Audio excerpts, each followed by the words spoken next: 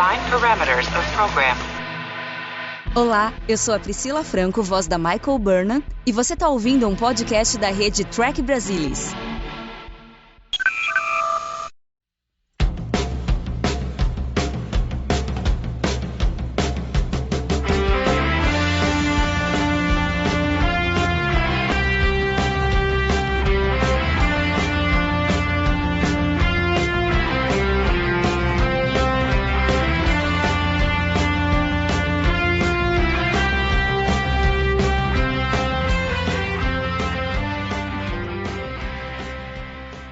Olá, sejam muito bem-vindos ao Balde do Odo, podcast da rede do Trek Brasilis, para falar sobre a melhor série de Jornada nas Estrelas, Star Trek Deep Space Nine. E hoje vamos falar sobre o 17º episódio da terceira temporada, Visionary, e aquele episódio que a gente adora, que não pode faltar em nenhuma temporada, é o Vamos Torturar o O'Brien. E aqui comigo estão Luiz Castanheira. Boa noite, Luiz. Boa noite, Mariana, Carlos e a todos que estão nos escutando. E aqui temos hoje a participação especial, voltando ao Balde do Odo, Carlos Santos. Seja bem-vindo, Carlão, mais uma vez. Obrigado, Nery. Obrigado, Luiz. Assim que não deu muito certo da última vez, o pessoal está me dando second chance. É outro episódio, mas é outra série, inclusive, mas estou na linha. Valeu, obrigado pelo convite e sempre um prazer falar de jornada e estar na companhia de vocês também. E hoje a gente tem um bom episódio aqui para falar. Eu não sou muito fã do O'Brien, mas como eu já comentei anteriormente, eu nessa reassistida para fazer o podcast, eu tenho gostado mais dele. Ainda não é assim o personagem que eu gosto, assim, me divirto vendo os episódios dele e tudo, mas eu acho que esses episódios que eles criaram aí de Vamos Torturar o O'Brien, eu acho que são todos muito bons, trazem histórias muito interessantes, e essa daqui é uma delas. Tá certo que é um high concept, para deixar o Brannon Braga orgulhoso, o Aira nem tanto que ele nem gosta muito do episódio, muito menos o Castanheira, né? Não, é provocação, né? Tá bom. Esse é o tipo de episódio que eu acho que não deveria existir muito em DS9. Felizmente ele não existe muito. Mas eu acho que, em particular, esse daqui, eles conseguem fazer um emaranhado aí de tecnobaboseira, alguma coisa do status quo da série nessa terceira temporada, uma direção bacana, um cara comum ali no meio do dilema todo, presenciando as loucuras, um ritmo muito bom. E eu acho que funciona, eu acabo gostando desse episódio. Mas é aquilo, eu não gostaria que o alvo da série fosse esse. Inclusive, porque você pode pensar nisso aqui como uma espécie de roubadinha. Ah, não, a gente tá numa situação, um mistério aí, mas a gente tem um cara aqui que tá pulando no tempo, ele dá uma roubadinha e a gente vai se salvar aqui de alguma maneira. Mas eu acho que bem de vez em quando e bem feito como foi aqui, mesmo levando em conta as coisas que geralmente não são, especialmente a tecnobaboseira, que volta com uma vingança para esse episódio. Eu gosto do episódio, assim, eu meio que não é o que eu quero sempre para DS9, acho que poderia não ter, inclusive. Você poderia remapear esse episódio de uma outra maneira que não envolvesse a questão temporal toda. Ainda são episódios interessantes, mas é o que temos e é um episódio que eu sempre gostei, sempre fluiu bem. Tem partes que são bizarras, você acha engraçado, tem partes que você acha interessante e de maneira geral, eu brinco com essa coisa de ser, às vezes, seriado, eu brinco com aquela coisa de ser professor. Cara, você pode não estar sabendo muito o que você vai falar, do que vai falar, não preparou a aula, mas você não pode dar a entender que você tá com alguma falha ali. Tipo, você tem que chegar em frente batendo e acabar a aula. Então é meio que assim, não, vamos resolver o negócio e a gente chega lá. Apesar também não achar o episódio acéfalo, digamos, mas eles têm umas certas espertezas aí. Sempre quando tem tecnobaboseira, é sempre um risco dela dominar o episódio e acabar meio que girando em função dela. E, por exemplo, em Past Tense, a gente falou, a tecnobaboseira lá, que eles usaram para viagem no tempo, para voltar no tempo, tal, foi muito ruim pro episódio. O episódio era muito bom, mas a parte da tecnobaboseira não ajudou em nada, acho que até prejudicou. Aqui, embora me incomode um pouco, principalmente mais pro final, que eles tiram assim, da cartola, fazer o O'Brien conseguir dar o salto mais uma vez para o futuro e depois ter como voltar, o que não seria mais possível porque ele já não tinha mais a radiação no corpo dele e tal. Então aí fica uma coisa assim, mas a história é bem contada. Eu acho que é interessante que ela tem uma parte mais séria, mas ela também tem alguns momentos mais assim descontraídos, de comédia, que eu acho que são bacanas. A gente tem algumas cenas muito interessantes. Eu gosto demais da cena da Kira com os Romulanos, tem a investigação do Odo, a gente tem ali o Quark, e agora a gente finalmente tem o Dardo no Quarks. Então são várias coisas que vão acontecendo que são interessantes, e a parte que na realidade foi trazida pelo Ronald D. Moore, porque a história era do Ethan Hawke, que depois ele vai também ser o responsável, né, pelo pitch, pela história do Children of Time. E o roteiro era do John Shirley, que era um amigo do Ira, que não sabia onde estava se metendo quando o Ira o convidou para escrever o roteiro desse episódio. E assim, você vê que ele era bem um high concept, e aí o Ronald D. Moore, que não foi creditado, mas ele acabou reescrevendo algumas coisas do roteiro, e eu acho que essa parte, por exemplo, dos Romulanos, ele acabou trazendo isso daí, e que foi legal porque encaixou numa parte da história, da questão dos Dominions. A gente ficava se perguntando lá sobre o dispositivo de camuflagem que os Romulanos tinham emprestado. Então foi legal que eles conseguiram trazer coisas para a trama, tangencialmente a ela, e que foram interessantes. Carlão, e você? Quais são, assim, as suas impressões assim iniciais do episódio?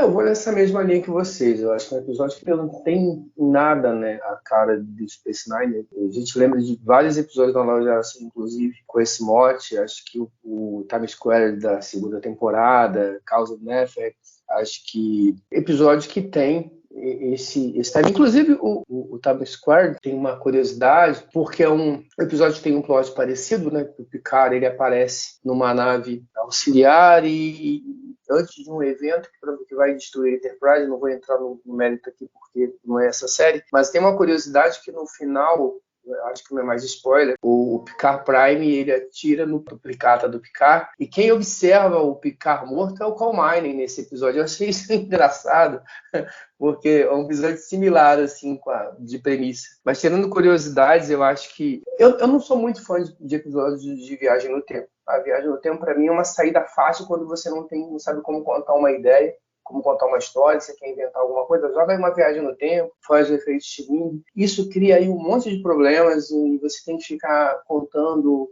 histórias, você tem que ficar criando desvios para fazer a história verossímil. Além de tudo que vocês comentaram, esse episódio ele tem esse benefício porque, da maneira como ele foi formatado, ele foge inteligentemente dessas... não vamos, se a gente volta no tempo e altera alguma coisa, o futuro vai ser alterado, ou você não pode contar o que vai acontecer no futuro. Nesse lapso de 5 horas, tudo é possível. Então, é um episódio que ele é autocontido, ele conta uma historinha interessante, ele é divertido, sem todas essas complicações que a gente costuma ter em viagem no tempo, e sem criar ruídos desnecessários. Então, eu acho ele divertido por conta disso, porque consegue contar uma historinha bacana, uma história bem redondinha, bem fechadinha, sem que a gente precise fazer uma mecânica cerebral muito grande para encaixar. Sofre a questão do Technobabble, não tem jeito, e eu acho exagerado. Não tem como fazer um episódio dessa maneira sem o Technobabble ser um dispositivo Leros Bubbles qualquer, e aí não tinha como fugir. Mas toda hora você tenta ver uma explicação que não precisava ser explicado. Mas tirando isso, eu acho que é divertido ver os saltos. Eu acho que a gente tem algumas situações do O'Brien que são interessantes. E eu acho que o principal ponto que o episódio poderia ter abordado, mas que não deveria pela estrutura, é justamente a troca dos O'Briens lá no final. Porque isso tem tem um peso, né? Assim, o episódio, da maneira como ele é roteirizado, a gente passa por isso, sim, dá muita importância. O episódio já acaba, tá todo mundo feliz, o O'Brien também, você também fica. I have this nagging feeling that I don't really belong here. This isn't really my life. You know, maybe this life belongs to that other Miles O'Brien.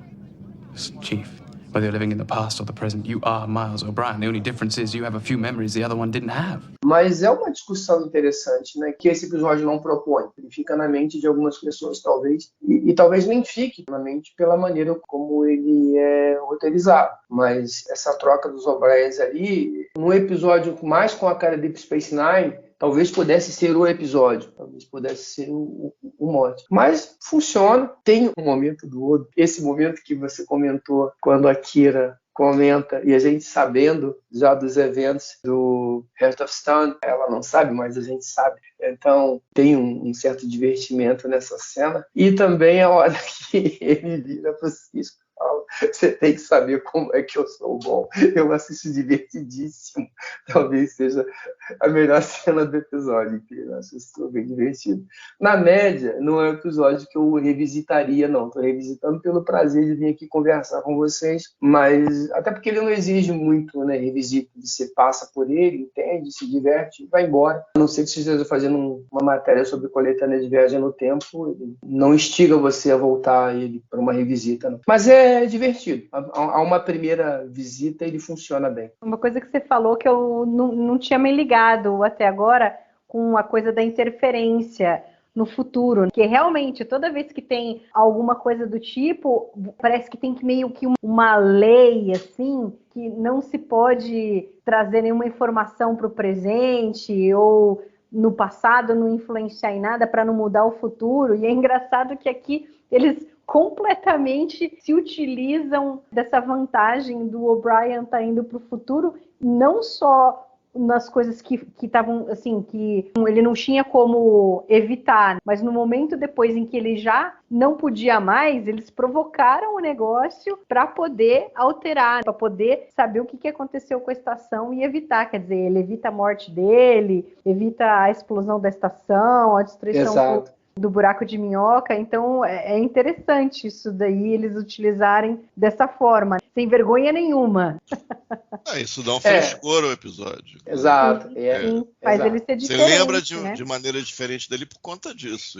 Quando eles percebem o que está acontecendo, eles não sabem exatamente o que está acontecendo, mas eles sabem que vai acontecer um desastre, então eles ainda usam a favor deles. Não somente pela viagem acidentais dele, eles promovem uma viagem em condições em tese controladas, entendeu? Então o Ron Moore ele até compara com o Timescape, que no Timescape só faltava eles fazerem o altar da Senhora do Tempo. E aqui não, eles usam de uma maneira meio utilitária, debochada, e não pensam no que vai alterar, porque o negócio está tão confinado, e acho que o melhor é entender como se estivesse meio que em estado de fluxo ali devido às viagens do O'Brien. Então eles encaram dessa maneira: o que o cara trouxer, a gente vai usar e vai mudar, e se saltar de novo, a gente vai mudar de novo, e realmente isso dá uma cara diferente pro episódio, e dá uma dinâmica pro episódio. Então, por isso que ele é diferente por conta disso. Eu imagino que tenha sido isso, que o Ron Moore pegou para escrever algumas partes dele, ele começou a dar essa cara, ele percebeu que ali ele traria um frescor que não tinha antes. Então, isso que eu acho legal, que é diferente do que a gente vê em outros episódios de Viagem no Tempo. Então, tem uma razão de ser, digamos. E assim,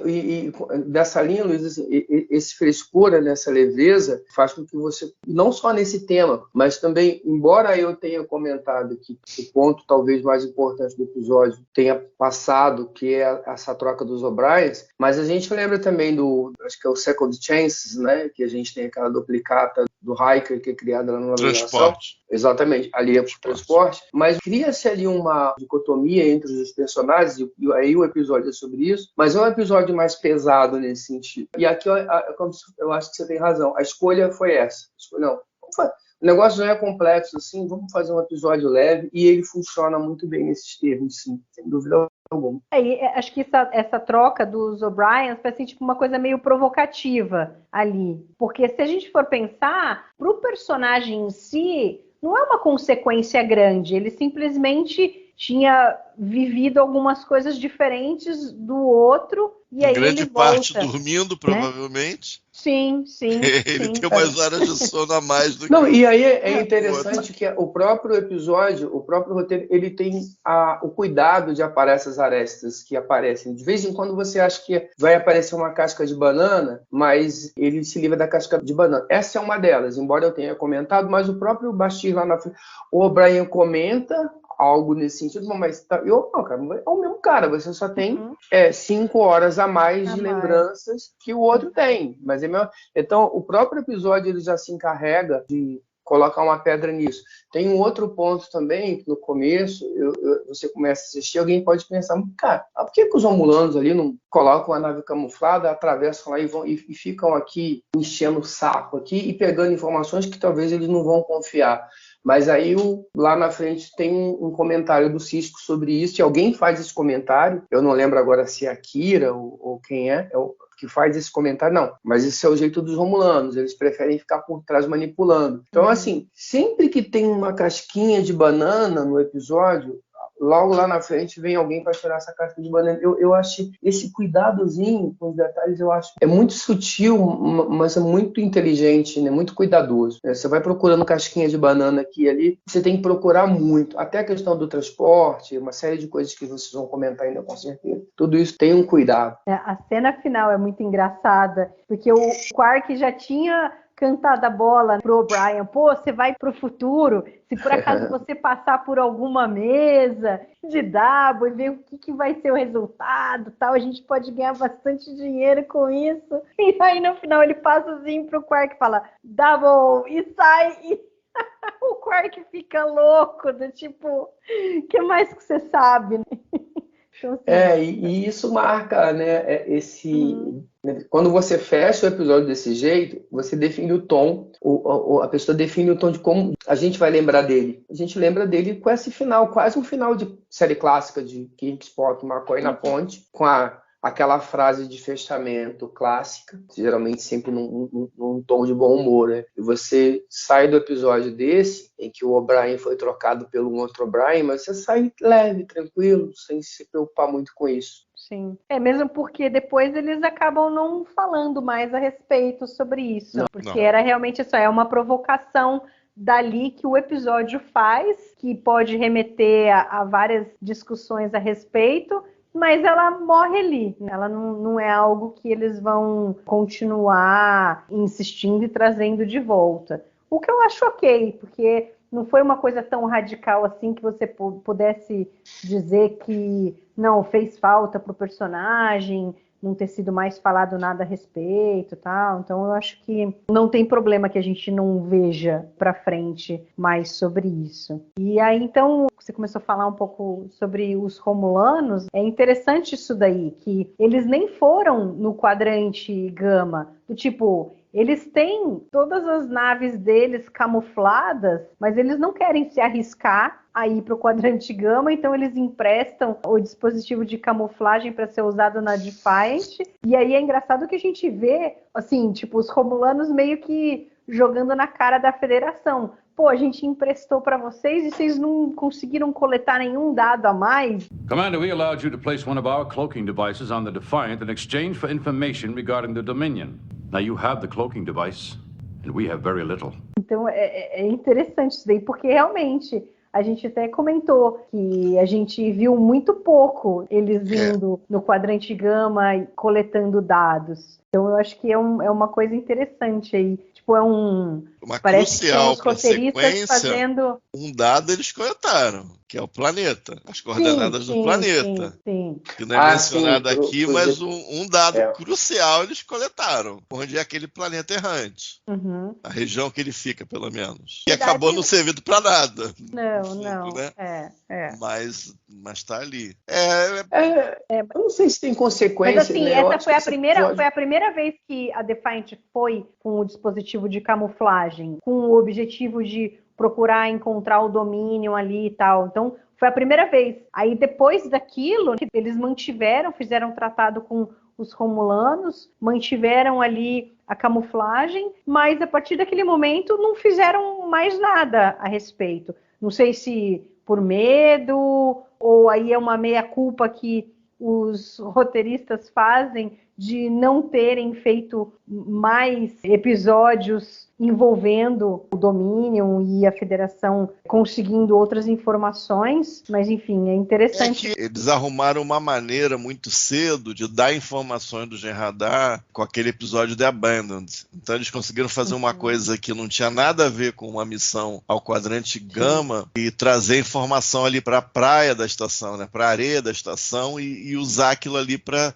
suprir as informações que seriam necessárias na sequência. Então aí, tendo The Abandoned, eles meio que deram uma relaxada, porque eles falaram assim, nós já fizemos esse, porque eles poderiam pensar de ter uma outra missão no quadrante Gama, encontrarem talvez um sítio arqueológico, uma pequena instalação de manipulação genética. Aí poderia se pensar o que fazer para ocupar o lugar do The Abandoned. Então, como eles bolaram aquilo ali, e a título de informação, pelo menos, a gente conversou aqui, a gente concluiu que funciona, tem os seus problemas, mas em termos de apresentar informações, eram informações bem pensadas que ficaram na série até o seu final, de maneira razoavelmente consistente. Então acho que eles meio que ou não tinham aquela ideia, ou estavam pensando em outras coisas. Percebe-se que eles estavam pensando muito em Oda e Kira, por exemplo. E esse ângulo do Oda e Kira, a questão deles voltar ou não voltar para os seus por causa desse amor. Então, isso estava ocupando a mente deles. Então, talvez outro tipo de história ou não gestou, ou eles acharam que era o bastante e precisava se esperar um pouco mais. Eles já deviam ter alguma ideia do que seria o Improbable Cause of the Dice Cast, alguma ideia, então eles deram uma segurada, entendeu? Porque se a gente pensar, são 2/3 da temporada em que a gente teve, óbvio, né, The Search, aí foi o The Abandoned, a gente tem em Heart of Stone, podemos dizer que tem alguma coisinha ali por conta da fundadora, mas aí a coisa vai virar mesmo no Improbable Cause. Daí a gente claro que se fosse uma série mais moderna, seria insustentável. Você faz um duplo do Past Tense para Sweep, sei lá, de novembro, não lembro exatamente, você gasta um pouco mais de dinheiro, mas não teria como você dar esse tempo todo sem fazer mais algum episódio grande com o Domínio já antes do Improbable Cause of the Dice Cast. Então realmente a coisa da série da época fica meio que sem... Não dá para defender. Aqui até esse episódio talvez tenha demorado muito, porque eu penso assim, se eu fosse reimaginar DS9, eu gostaria que essa Romulana tivesse permanecido com eles de alguma forma ali na estação. Na época, a personagem da Mata Hackett, Turu, se não me engano. Então aqui eles não arrumaram, não vão ter uma atriz, não é tão barata, e não sei se a gente vai conseguir histórias para ela, a gente já tá com alguns personagens recorrentes e tal. Romulano, como é que vai ser? Então eles abriram mão dela logo. Ah, não, a camuflagem fica. A gente dá um jeito. A camuflagem fica. Aí a conta chegou em tese. Aí foi até bom, porque as entrevistas, eles recuperam o material ali do The Search, eles vão, eventos. Eu acho que faltou uma coisa nova, porque eles remetem de coisas que a gente já sabe. Eles falam de coisas que a gente já sabe. Até tem a ironia dramática da Kira ir lá falar no Odo, eles acham que você tá apaixonado por mim, aí tem essa ironia dramática. Mas o que não tem são novas informações, tipo... não, mas nesse diário aqui falou-se isso assim, mas por que eles têm isso assim assado? Talvez meter algum outro episódio assim meio de transversal. Talvez pudesse ser uma questão, né, Luiz? Colocar inserir alguma informaçãozinha nova, só para, isso aqui, que não tenha sido visto na tela, que não tenha aparecido em nenhum episódio. Que a gente lá na frente fosse ver, pista e recompensa. Até para... Olha lá, isso aqui tava lá, não precisa vocês falaram que o episódio não tinha nada a ver, mas isso aqui tava, talvez, né? Talvez o pessoal tenha feito com tanta má vontade de fazer um episódio desse. Eu acho até a pergunta que ele faz para Kira é uma pergunta boa, porque aqueles eventos que estão brigando, daqui a pouco eles não vão para a ponte, eles pegam a nave auxiliar e saem. Mas lembra que o Odo tava doidão. Ele tava taradão, ele olhava aquela nebulosa, ele ficava doidão, querendo ir para casa. Ele tava em estado de fluxo ali. You seem very agitated for someone who's proclaiming her innocence. Indeed, your emotional state would seem to indicate that our theory is correct. And you did abandon the Defiant prematurely when it was attacked by the Jem'Hadar. When the Defiant was attacked, Odo and I were trapped below decks. There was a hand-to-hand fight in the corridor. I was wounded. and I lost consciousness. When I came to, Odo had already put me aboard the shuttle, and we had escaped. I did not abandon the ship prematurely. Então eles fazem umas perguntas legais. Aí a Kira dá aquela despistada. Não, mas não tem nada a ver, que a gente não sabia, não tinha como chegar na nave. E eu tava inconsciente. Aí meio que ela dá. Mas até que a pergunta que o Romulano faz é uma pergunta boa, tipo... Ué, foi a pergunta por que eles não foram lá pra ponte? Né? Por que eles saíram batidos? A nave não estava perdida, em princípio? Por que eles não tentaram retomar a ponte? Eles não foram lá continuar? Por quê? Não sei. Então eu achei a pergunta eu achei até boa. Agora, a ideia do episódio realmente não era fornecer nenhum tipo de informação nova. A questão, por exemplo, lá da singularidade, a gente já tinha visto lá no episódio do Kill, e que a nave romulana usa, isso também é uma dessas coisas loucas, né? Usa uma singularidade quântica para gerar energia e tal. A gente já tinha visto isso no episódio do Kill, e na hora que você junta uma coisa com a outra, a singularidade romulana já dava meio que na cara quem é que ia atacar a estação. Os romulanos ali, os caras desconfiados, singularidade quântica em órbita e tal, pô, tem um Warbird lá rodando. Então, assim, até nisso, né? Até nesse ponto tá fácil de você identificar que não há muito mistério, na verdade. E eu acho isso bacana também, eu acho que é uma abordagem diferente, assim, né? Tipo, cara, é um episódio para você se distrair com o O'Brien, né? Para você ficar nessa brincadeira aí do salto para lá e salto para cá, mas ele, na verdade, até mesmo a questão do mistério também não é tão misterioso assim. E ele traz uma coisa interessante, que é uma informação nova, assim, para a série, para a história, com relação aos romulanos, é que eles não queriam se envolver, não queriam ir para o quadrante gama, mas também, no fundo, eles não queriam que ninguém fosse, né? Os caras traçaram o plano ali para destruir o buraco de minhoca, e aí é legal porque eles não conseguiram, e aí eles vão partir para o outro plano, que virá em seguida. Na verdade, vocês podem até me cancelar, mas é o plano que faz... Não, eu não digo desmoronar, mas é o plano que faz sentido. Eu sempre falo isso. Depois do que aconteceu com a Odyssey, mandar uma nave meia boca, que, tudo bem, Defiant virou a Defiant depois, mas os caras pegam um protótipo, uma nave cheia de problema e colocam ali na borda para proteger, entre aspas, a entrada da frente espacial depois do que aconteceu. No mínimo, tinha que botar uma frota ali. No mínimo, entendeu? Seria outra série. E essa posição, ela define o que vai ser Deep Space Nine. Agora, a solução romulana, e eu não digo, talvez até derrubar a ponte, talvez vamos manter esse negócio em pé para quê? Mas, no mínimo, guardar melhor do que foi guardado. Então, até nesse sentido, a ideia dos romulanos, para mim, é extremo destruir a estação para derrubar o negócio, mas acho que me faz sentido, eu sempre acho que faria sentido colocar uma guarda maior ali naquela posição, por esse motivo, isso definiria a série. Não é um problema, é uma escolha. Escolha, e acho que uma escolha consciente. O que eu quero dizer só com isso é que, do ponto de vista estratégico, a posição nesse episódio que a gente vê dos romulanos também faz sentido também, não é uma posição absurda, não. É engraçado, cara, eu amo a cena com a Kira. O Cisco, Major, quando você estiver com os romulanos, você pode tentar ser diplomática? Eu sou sempre diplomática, e aí corta e tá ela xingando os caras, mas essa é a coisa mais ridícula que eu já ouvi. É muito bom. And Major, when you're with the Romulans, try to be diplomatic. I'm always diplomatic. That is the most ridiculous thing I ever heard, and I resent the implication. Que ela perde completamente o rebolado, e aí os romulanos continuam provocando ela. Esse seu jeito, essa sua reação só nos leva a crer que a gente tá certo, né? Aí ela fica mais... Aí ela senta assim, ela tenta sentar, se acalmar, acho que lembrando do que o Cisco falou e tal. É muito boa, eu gosto muito dessa cena. Não, e ela tá em pé, e aí ela para assim, olha, ela vai voar em cima dos caras. Aí ela para, olha assim, aí volta. Senta de novo e começa.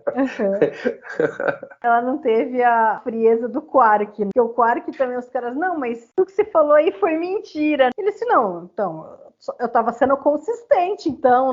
Pelo menos eu sou consistente, é verdade. Mas eu acho legal porque, assim, é um detalhe, mas acho que há uma fidelidade aos personagens que eles construíram, né? Então, assim, se o episódio ele é relevante ou não para a série, e não é, mas nesse ponto ele não vilipendia o que eles construíram para os personagens. Então, assim, a gente imaginar que a Kira fosse ficar ali fazendo aquele momento, não faz sentido. É normal, esperado e consistente com a personagem, que mediante a provocação dos Romulanos, ela explodisse da maneira como explodiu. E ela volta, tal. Então, e essa piada do Quark também, ela faz todo sentido também com o personagem, né? Com aquilo que eles aprenderam. Então, isso é legal ver isso. Assim, mesmo num episódio tão sem importância, mas eles usam aquilo que eles construíram dos personagens até aqui. É uma das maneiras de você contar histórias, às vezes sem precisar escrever ou falar, só em respeitar aquilo que você já construiu para os personagens. E eles usam o Quark aqui em algumas cenas, essa é uma delas, para uma coisa mais light, mais cômica, que é engraçado. Ali no início, quando ele tá com o O'Brien mostrando pra ele o que é o jogo de dardo e tal, ele joga tudo assim, acerta no Mor, né? Logo o Mor, né? Sacanagem.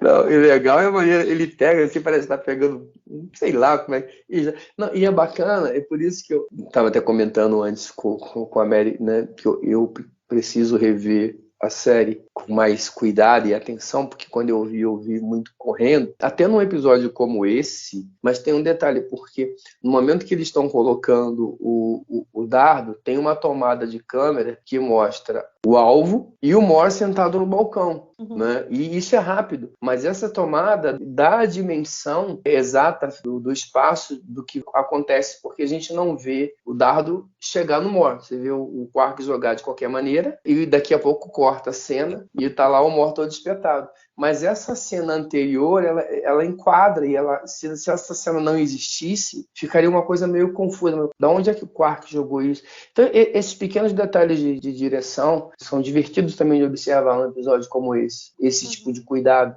E aí, ainda na briga lá dos Klingons no bar do Quark, lá, o pau comendo ali, aí você só vê o Quark ali fazendo um inventário dos danos basicamente causados. É muito engraçado.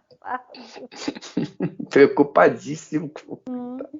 E os Klingons, Castanha? Você acha que tinha necessidade de tê-los ali? Ou eles só serviram para aquela questão? Na realidade, foi a base da investigação do Odo, né? Então, eu acho isso. Não, mas eu acho legal, porque o tempo desse episódio, o tempo de chaveamento de cena, de trama do que está acontecendo, ele é bem alto. A TV nos anos 90 começou a ficar cérebro por conta disso, de ter muita trama que você chavear entre várias linhas de história no mesmo episódio. Ou seja, ter bastante material se chaveando em um tempo de cena muito reduzido. Então, eu não sei se foi incidental, ou que queriam fazer alguma coisa tendo por base séries contemporâneas a DS9 em prime time, mas quando você coloca os Klingons, você fica mais municiado para fazer isso. Porque, de fato, você tem mais material e você tem um negócio que é meio secundário à trama principal e deixa o espectador, não num truque, que às vezes aquele famoso head wearing, que você... Não, isso é só truque, só para te enganar. Mas é uma coisa meio transversal, mas não é uma coisa para te enganar. De fato, eles estavam ali e estavam querendo descobrir o que os Romulanos queriam ali, ou ter alguma informação em primeira mão, se a Federação estava escondendo algo deles. E também é legal do Garon ser um pouco safado, de ter o tratado, mas ele mandar o cara lá espionar. Isso também eu acho legal. Até para a posteridade, eu acho uma coisa interessante dele mandar. Então você fica mais municiado, você consegue deixar o espectador querendo adivinhar de fato o que está acontecendo. Os Klingons estão na parada, sabia que aqueles Klingons não eram Klingons quaisquer, eles estão fazendo alguma coisa. E no fundo dá para explicar, dentro da razoabilidade do negócio, até o disfarce deles é ótimo, 3 espiões, 3 Klingons bêbados. Não tem disfarce melhor. Não tem disfarce melhor. Possível disfarce melhor que aquilo. E dá chance pro Odo, seu score do Odo, sabe como é que é? Tipo, tem que mostrar que eu sou bom e tal. Aí fala a beça. Não. Odo, vai direto ao ponto. Aí conta a história, explica tudinho. É legal, e dá chance pro Odo também mostrar que ele tem essa coisa de investigador, que é legal. E então aí, eu acho que faz sentido. Que ele fala que ele tem um amigo no serviço de inteligência da frota. Que ele tinha falado isso no episódio passado, que a gente fala, o Odo estava sacaneando. Eu não lembrava desse, eu achei que aquilo foi sacanagem, né? Mas realmente ele tem contatos, né? Eu achei interessante isso daí. Mas eu não lembro quem seria esse contato, honestamente. Acho que é qualquer pessoa, do tipo, pelo fato deles terem que trocar as informações sobre o que está acontecendo na estação, talvez ele tenha criado ali, né? Alguma amizade, né? Alguma amizade correspondente. Que acaba sendo assim uma coisa muito mais voltada para o trabalho, mas que do tipo, é alguém que ele pode ligar e perguntar esse tipo de coisa. Então, eu acho até coisas pequenas, entendeu? Até o Sisko se referir ao Gowron sem muita cerimônia, entendeu? Eu acho que é legal, eu acho que é interessante, porque aconteceu uma coisa legal. A Voyager... A série Voyager tinha uma nave estelar longe de casa querendo voltar para casa. Mas quando isso aconteceu e a TNG foi pro cinema, o legado do Quadrante Alpha e além ficou com DS9. Então, o que você pudesse... E eventualmente eles fizeram coisas do Arco da Velha com isso aí. Isso aí é um dos grandes méritos da série, inclusive. Mas isso é a coisa de abraçar esse legado e mexer nele, sacudi-lo. É um dos grandes méritos da série. Então eu acho essa coisa casual dele falar do Gowron também é uma coisa que eu acho que cai muito bem, entendeu? Que são os players ali. Mas tá no começo, ainda existem muitas dúvidas, mas tá todo mundo querendo saber. O Romulano, demorou, mas chegou. Tem Romulano interessado, tem Klingon interessado. Sim, porque os Klingons depois tocam o terror, porque eles falam, não, tá os players, dominado, né? Tudo, tem fundador no governo, então é legal que você vê que eles estavam de olho no que estava acontecendo, eles não estavam alheios. Isso é bom, isso faz alguma diferença sim. Pro The Warrior, que não seria tanto tempo à frente depois desse, também eu acho que é tudo benéfico. Né? Você pode até pensar, até para estudar o episódio, tentar, eu vou fazer uns 10, 12 episódios, eu vou ter isso assim, eu vou ganhar ritmo, vou colocar alguma coisa transversal, você começa até a estudar o negócio, assim. Mas eu percebo que com isso o episódio ganha uma coisa que acaba sendo honesta em termos de revelação e é benéfica pro andamento. E é benéfica pro Odo também, no fundo. Eu acho que, inclusive, para todos os personagens, que todos estão bem, entendeu? Não tem nenhum cara, como o Carlos já falou, não tem nenhum, eles não tiveram que abusar de nenhum personagem para satisfazer as partes mais estapafúrdias ou mais cômicas. Então todo mundo tá legal. O pior é a Dax, eu acho, que é a parte mais ingrata que a Tecnobaboseira. Porque ficou com difícil. Ela a função. Mas eu não sei também se tem alguma coisa relativa à atriz também, porque o Bashir também, ele nada bastante numa da Tecnobaboseira e a gente percebe. Mas ele já tem a coisa com o O'Brien. Da amizade com o O'Brien. Já tem uma relação direta com o O'Brien. Verdade. E aí acaba sempre caindo por toda a brincadeira. Você me deixou morrer. Esse tipo de coisa. É verdade. Isso dá uma leveza. Tem uma frase ótima do Bashir quando o O'Brien volta e fala assim, não, você tem que fazer um escaneamento de não sei o que aqui e tal. Ele, não, mas por que isso? Não, você me falou lá, o seu eu do futuro falou para eu falar para você que você tinha que fazer isso. Ele disse, quem sou eu para discutir comigo mesmo? You need to run a basilar arterial scan. Why? Because if you don't, I'm gonna die in less than 5 hours. Who told you that? You did. In the future. Oh. Well, who am I to argue with me? É muito baixinho falar uma coisa dessa. Exato. É legal. Exato. Mas essa questão desse comentário, eu acho que é numa segunda ou terceira assistida, talvez, embora o episódio seja vamos fazer o O'Brien sofrer, mas não não posso chamar de desenvolvimento do Odo, que seria exagero falar, usar a palavra desenvolvimento. Mas e quando ele lembra o Sisko, na verdade, ele está lembrando a nós, que somos espectadores, olha como eu sou bom. Porque em vários momentos se dá a ele uma missão, que é uma missão de investigador. Ele, em geral, consegue trazer informações, consegue buscar informações fora da estação espacial. E ele meio que começou nisso, né? Ele começou como o Ducati chamando ele para investigar uma morte. Exatamente. E aí é importante que isso, embora aqui em tom de brincadeira, e de novo lembrar e reforçar o tom leve do episódio, ainda que em tom leve, o episódio ele lembra a gente disso.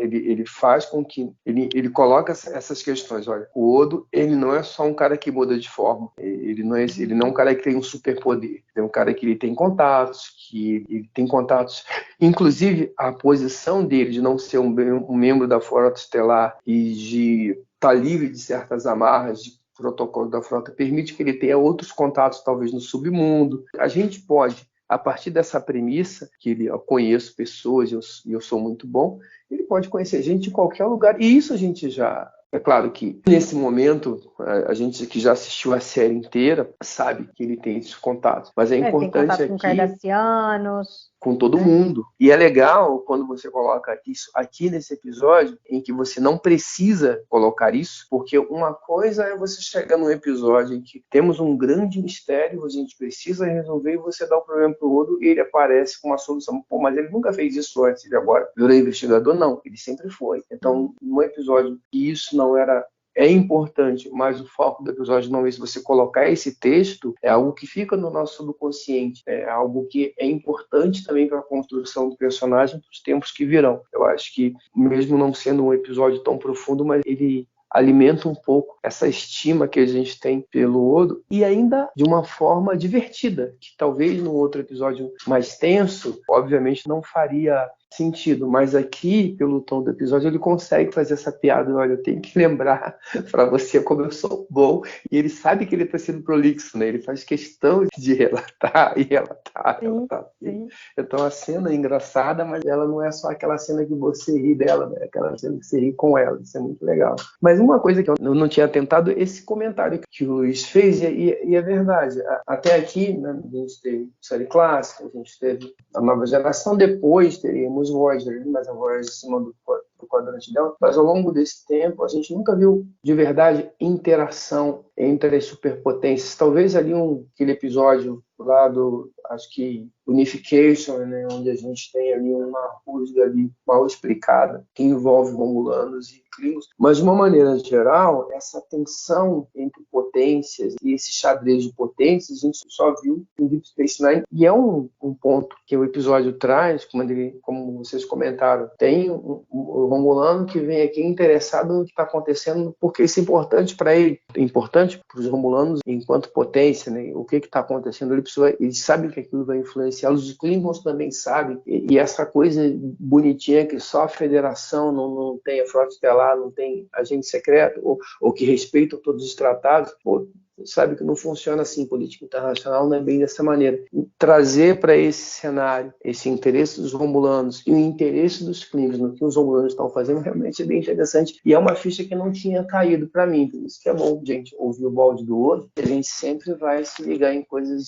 Eu não tinha caído essa ficha. É legal, isso é bem interessante, sim. Tem uma última coisinha aí dessa história do envolvimento do Odo com os Klingons, que é legal, de continuidade, e a gente remete a Blood Oath, o Odo tendo que novamente lidar com Klingons bêbados, e quando ele tá arrastando o cara lá, na primeira vez que ele tá aprendendo o Klingon, quando a Kira e o Sisko estão indo encontrar com a delegação romulana que acabou de chegar, eu só fiquei esperando assim, a Kira perguntar para ele: você está tendo um dia Klingon, Odo? Legal.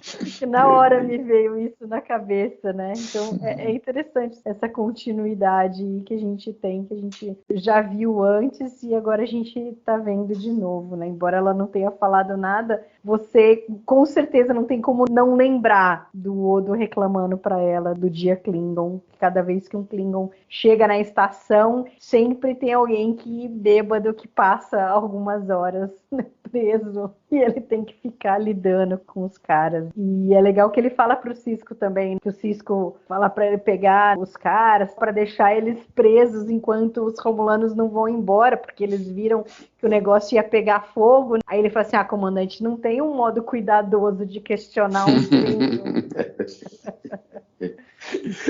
Well, in either case, I think we have enough evidence to at least hold the Klingons for questioning, don't you? Absolutely. And I think I can question them until the Romulan delegation leaves the station. Just be careful. Commander, there is no careful way to question a Klingon. Mas eu acho, dessa cena, eu acho legal, também, além disso, a maneira que o Odo lida com ele, né? A primeira ameaçando. Não, você não vai fazer nada disso. Porque eu sei que se eu dedurar vocês, a coisa vai ficar mais. Eu posso, se você me contar o que eu saber, talvez esquecer tudo que aconteceu. Cara, é muito bom. É muito bom. E o René é sensacional, cara. É sensacional. Sim. Ele lidando com os Klingons e aí depois o Sisko lidando com os Romulanos, né? Quando eles descobrem que tem a nave camuflada lá em volta da estação que vai atacar a estação e tal. É legal que ele chega lá para os Romulanos e detona. Que os dois levantam e saem de fininho, do tipo, não falam nada, simplesmente vão embora. I know you have a cloaked warbird orbiting the station, and I know that you're planning an attack. At first I couldn't understand why, and then I remembered what you said about the Dominion, how they were the greatest threat to the Alpha Quadrant in the last century. If you really believed that, then the only way you could ever be truly safe from the Dominion would be to collapse the wormhole. But you knew we wouldn't just sit by and watch while you did it, so you had to destroy the station, too. That way, there'd be no witnesses. Everyone would assume that Deep Space Nine was destroyed by what appeared to be the accidental collapse of the wormhole. An interesting theory, Commander. But that's all it is. A theory. That's right. But I'll tell you what's not a theory. Retract the Tetrion emissions back to your warbird. And I have about 50 photon torpedoes locked onto it right now.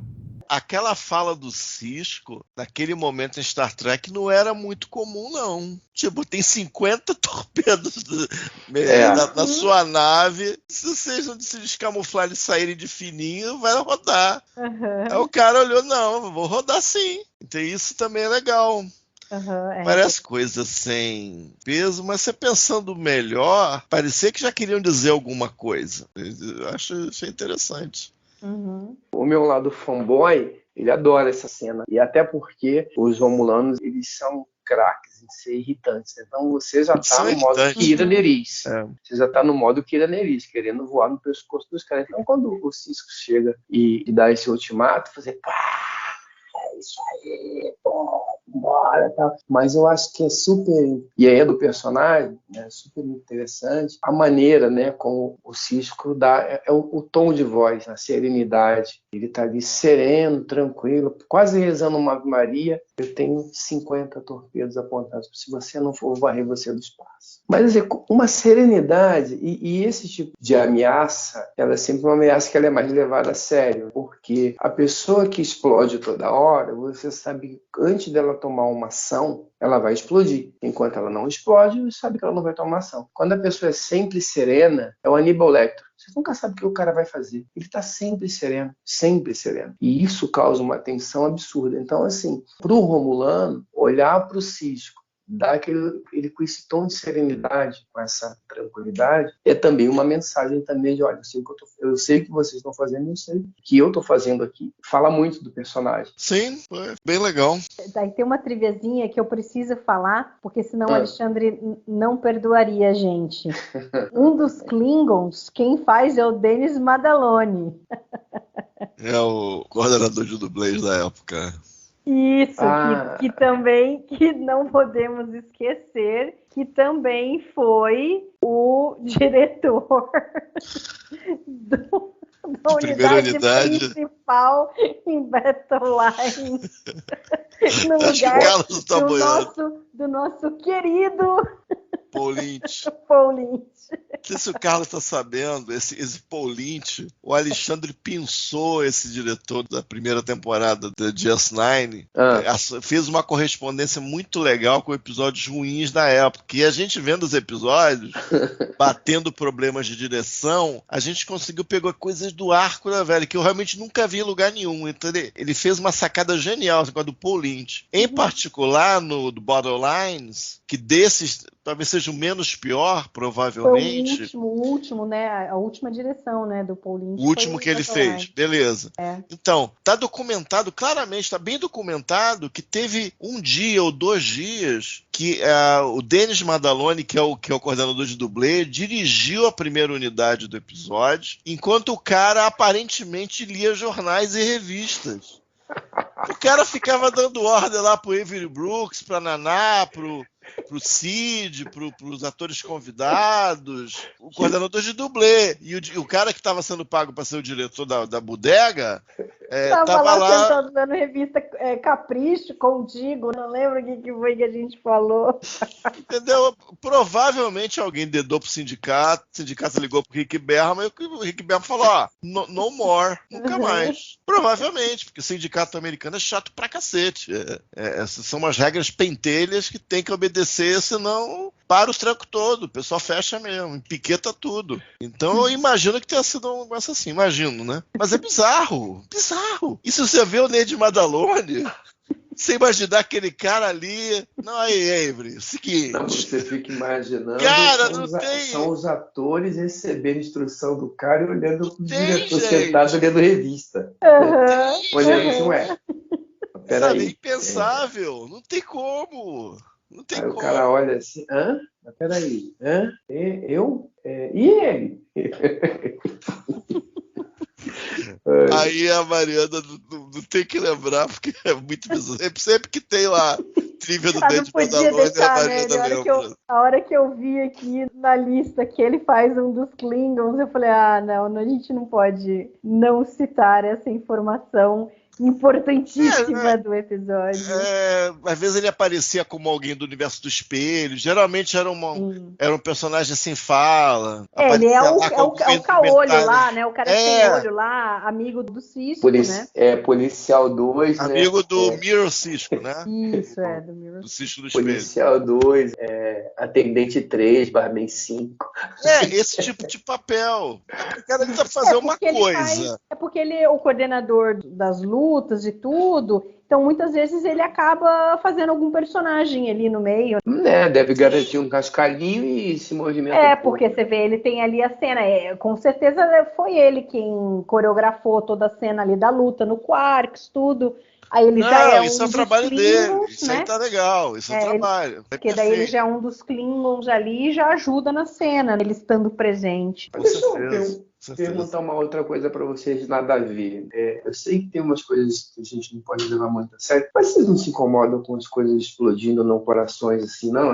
O episódio começa com uma explosão na cara do O'Brien, a gente não vê a explosão, a gente vê ele desmaiado, e logo depois o X comentando, não, teve uma explosão. Não é lugar para ter coisa para explodir. Eu entendo que aí você tem, imagino, a ideia de você levar, quase que uma engenharia naquele cenário em que você consegue concentrar mais episódios em determinadas histórias, é útil que as pessoas estejam ali, até porque você não tem uma ponte e tal. Mas me causa uma certa estranheza de vez em quando alguma coisa explodir em um pedaço que não deveria ter ali. Isso causa para vocês algum... nem? Levando em conta que é uma estação cardassiana, que eles tiveram que substituir um monte de coisa, e aí você tem uma coisa híbrida, cardassiana, federação, coisa antiga ainda, então às vezes dá um curto-circuito, alguma coisa se sobrecarrega, então eu acho ok. Numa nave como, por exemplo, a Enterprise, não deveria ter, porque a priori ela está sempre muito bem mantida, né? A manutenção toda direitinha, saiu tudo novinho, cada vez que acontece alguma coisa vai para a doca espacial lá, arrumam tudo, não sei o quê. Mas ali em Deep Space Nine você já tem uma situação um pouco mais diferente. Não me incomoda isso daí, não. Eu vejo as coisas explodindo ali e fica... Eu não queria trabalhar ali, não. Agora, falando em explosão, a gente tem a primeira e única vez que a gente vê a estação explodindo.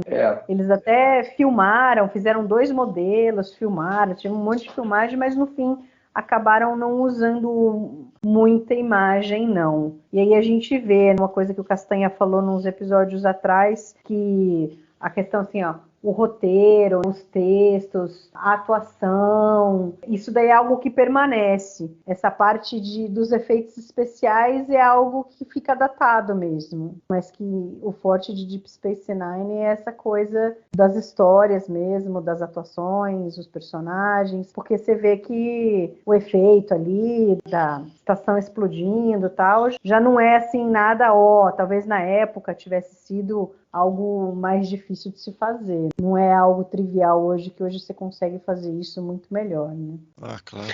Não é algo simples de fazer, mas você vê que eles fizeram com maquete mesmo, né? Porque você vê os pedaços voando da estação ali e tal. Mesmo assim, na época, não deve ter sido barato fazer isso aí, não. Não, esse efeito da época não foi barato, não. Eles tiveram que fazer acho que 2 modelos sem detalhamento e explodir os 2 modelos. Eles produziram muito mais material do que foi ao ar. E não foi barato, não. Barato não foi, não. Exatamente. É que a tecnologia da época usavam pouco CGI e tal, mas usavam mais modelos ainda. Outra coisa que envelhece é a parte de dublê. Eu acho que é uma coisa que envelhece. Mesmo que eles nunca tenham colocado muito dinheiro nisso para ficar realmente bom, mas é uma coisa que com o tempo envelhece e você vê muito mais daquele truque básico, né? Aquele que até os atores conseguem fazer, tipo um ator como Avery Brooks, que sabe dos Paranauê, sabe fazer os truques básicos de dublê e tal. Também é uma coisa que costuma envelhecer bem rápido. Apesar de que eu acho que esse episódio é esperto, porque eles mostram a primeira sequência dele saindo, que a estação não mostra explodindo, ela mostra alguma coisa está explodindo ali, mas ela não chega a ser destruída. E saem os 3 exploradores, a cena é bem feita, que não mostra o que está acontecendo, tal. Então e aí você percebe em outros momentos do episódio que a direção é, digamos, esperta, e você vê, realmente existe uma certa inteligência ali que a gente nota, só na última tomada que não tinha que mostrar a destruição e não tinha jeito. Mas várias coisas bem feitas, bem boladas, como tem muita mudança, não é nem mudança de cenário, mudança de dinâmica. Agora tem um ataque, agora tem uma evacuação, agora tem o O'Brien que leva um tiro e morre. Tem essas coisas, e a direção se aproveitou bem disso, de maneira inteligente. Eu acho que ajudou a vender o peixe do episódio, apesar de, em certos momentos, coisas extraordinárias acontecendo ali. Mas a dinâmica funciona tão bem, é como se você estivesse andando numa estrada assim, sem quebra-mola e sem buraco. Você não sente solavanco. Você vai naquele ritmo e as coisas vão acontecendo. E você embarca na história. Você não tem alguma coisa que você pare, peraí. A coisa. E vai muito dessa questão. Eu acho que quando a gente pega outros episódios, não da Deep Space Nine não tem tanta coisa desse tipo, mas mais notadamente, Nova Geração, a gente já falou do Chaos Netter, tem Times Square e o outro que se citou, eu esqueci o nome agora. Timescape.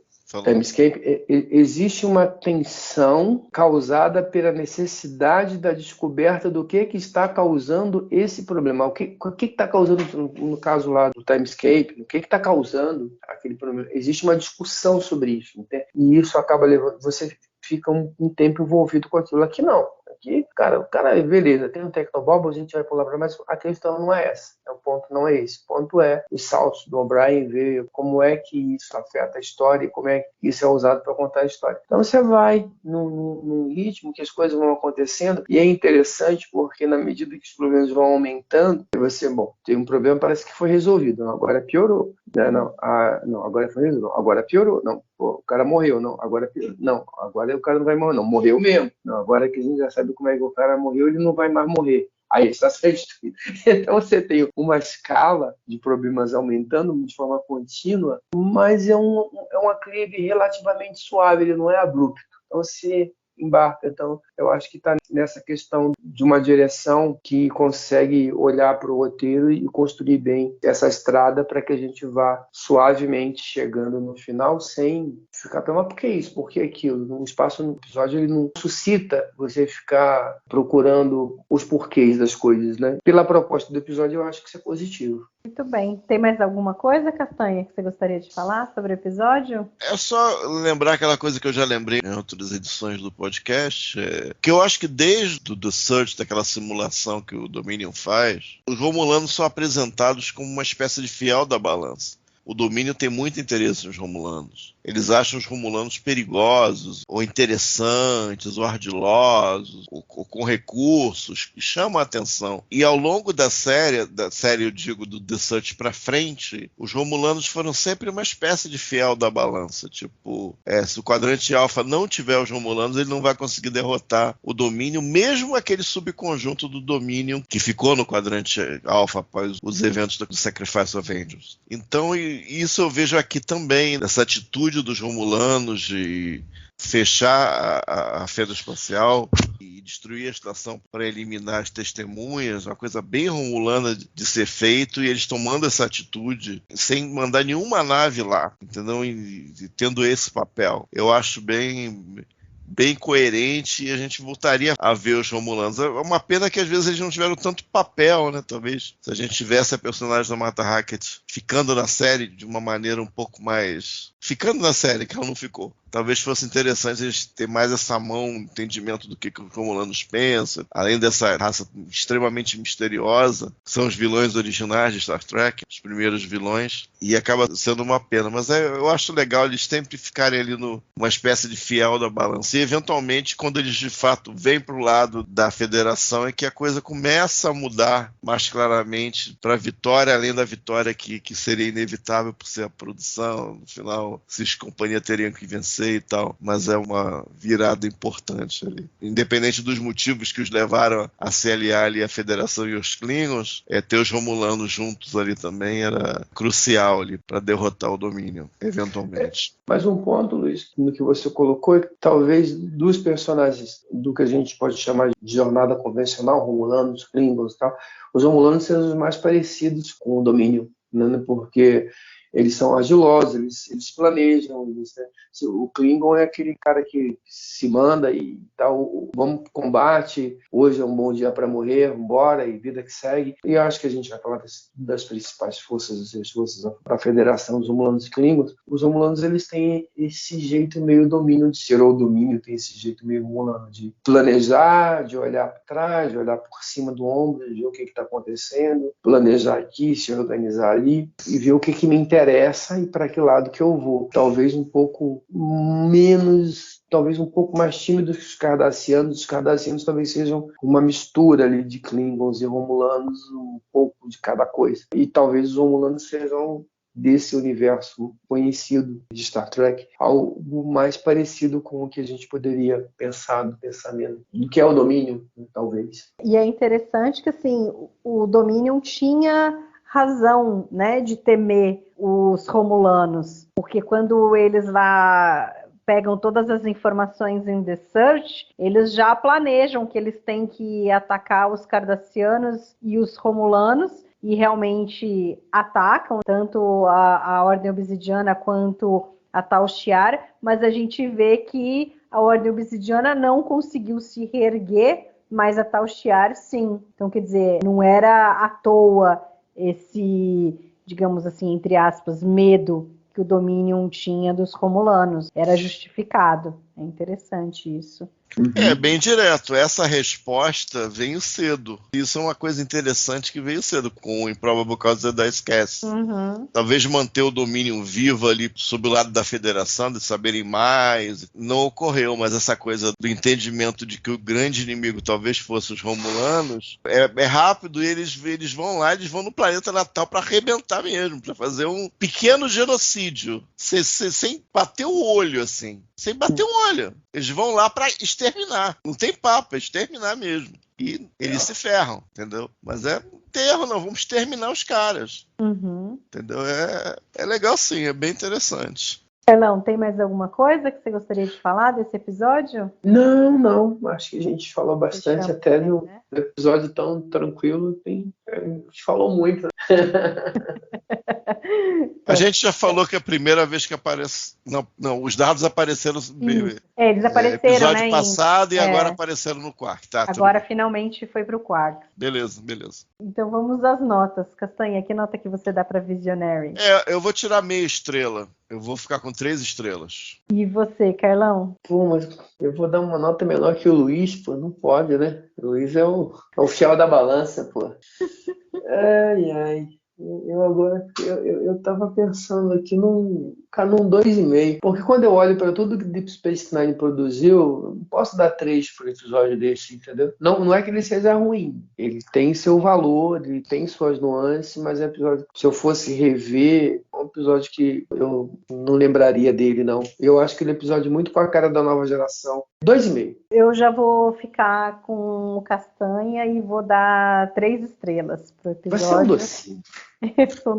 Eu tenho reajustado algumas notas que eu tenho percebido, sei lá, dando uns bônus, usando o critério de que algumas coisas ficaram como os episódios apresentaram até o final, tipo, alguns elementos do Second Skin, coisas do The Abandoned, coisas do Heart of Stone. Então eu tenho dado meio para mais, porque coisas que realmente a série levou até o final. Esse aqui, de fato, é um episódio um pouco estranho, mas tem várias coisas que eu acho legal, assim, em termos de você ter várias coisas acontecendo, assim, de uma maneira honesta, né, sem fazer truque, porque existe um mistério, mas o mistério não toma um episódio, então isso é uma coisa legal. Então eu tenho tentado ajustar um pouco as notas, levando em conta o que acontece depois com aquele material ali apresentado, assim.